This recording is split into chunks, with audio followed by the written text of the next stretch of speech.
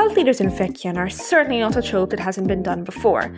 Many people like to include them in OC stories, and it's a very common thing to see within media. I mean, I'm certainly not the innocent example here, I have too many cult OCs. Upon popular request, however, I thought I'd share my knowledge on how to write cult leader characters, coming from somebody who's been obsessed with cult psychology for a while now. Please, though, don't take my word for the honest truth, and please do, if you can, your own research. There are a couple steps, however, you'd like to keep in mind when making your OC. The first one being charisma. If you're writing any character who's meant to lead, they need charisma. This doesn't always have to be natural. Your cult leader can be someone who's very nervous inside, somebody who even struggled with public speaking and was tutored or trained to be the way they are. This can easily be portrayed by having the characters around them agree with them, praise them, or view them in a good light. The next step is ensuring your persuasive cult leader has passion. To be a good leader, you need to believe in something, and most cult leaders tell their lies so frequently they believe in them themselves. It's not uncommon to think that these beliefs are far-fetched. However, cult leaders often slowly lull their believers into acceptance by repeating these lies as if they were fact, and oftentimes slowly introducing weirder and weirder information to them, usually connecting it all to make it seem more plausible to their victims. Following that, to give a cult leader their vigor, you need to understand their belief.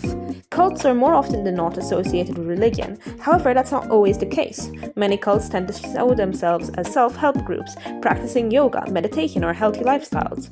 Though a lot of these eventually push into religious aspects, some cults portray themselves as a safe community for all to gather and feel welcome. No matter what, your OC must be the figurehead of it.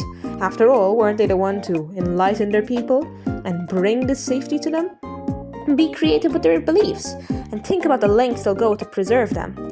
Once their cult members are fully indoctrinated, it'll be hard for them to accept the truth, and thus be more likely to believe any tale as long as it reaffirms the beliefs their cult leader set up. But what's a cult leader without power? Maintaining power is one of the most important aspects of being a cult leader. If you want your people to obey you, they must first believe you. Many cult leaders must take great care in ensuring that no doubts are spread throughout their following. It's important to be taking into consideration the lengths your OC will go to keep this power, and as well as how they maintain it. Many real-world cult leaders often trap their members by isolating them, and then surrounding them with those indoctrinated who will simply parrot what the leader wants to hear. This makes it hard for doubt to spread, as their victims will feel ashamed of even doubting in the first place. When writing your cult leader, to make them seem more realistic, it's important to also consider their vices.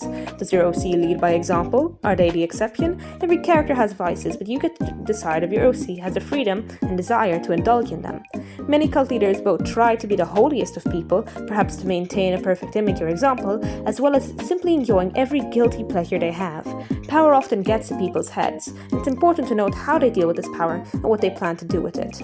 Anyways, I hope this tutorial helped. I see a lot of cultists in modern media, and it somewhat bothers me when they're not represented properly, especially since cult leaders can be shown in way more ways than simply the generic, over-religious bad guy.